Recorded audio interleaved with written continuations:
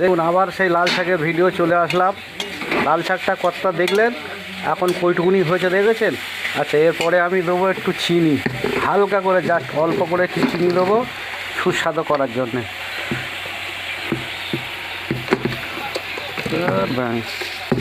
চিনিটা উঠছে না,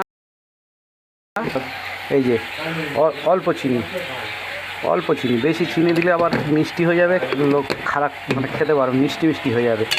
চিনিটা দেওয়ার পরে আপনার টেস্ট আসবে দারুণ। কালারটা কত সুন্দর হচ্ছে দেখেছেন, কতটা শাক দেখালাম আপনার, কোথায় জল দিলে তো আরও দেখতে পাচ্ছেন এখন, ঠিক আছে দেখেন লাগছে। এ আর একটু এখনও হয়নি, যদিও আরও হবে। এই শাক জাতীয় জিনিস একটু কড়া মানে হেভি ড্রাই করতে হবে, বুঝলেন তো। হেভি ড্রাই না করলে টেস্ট আসবে না, কেন জল জল থাকলে মুখে ভালো লাগবে না। একটু যত ড্রাই করবে তত ভাল লাগবে, ঠিক আছে।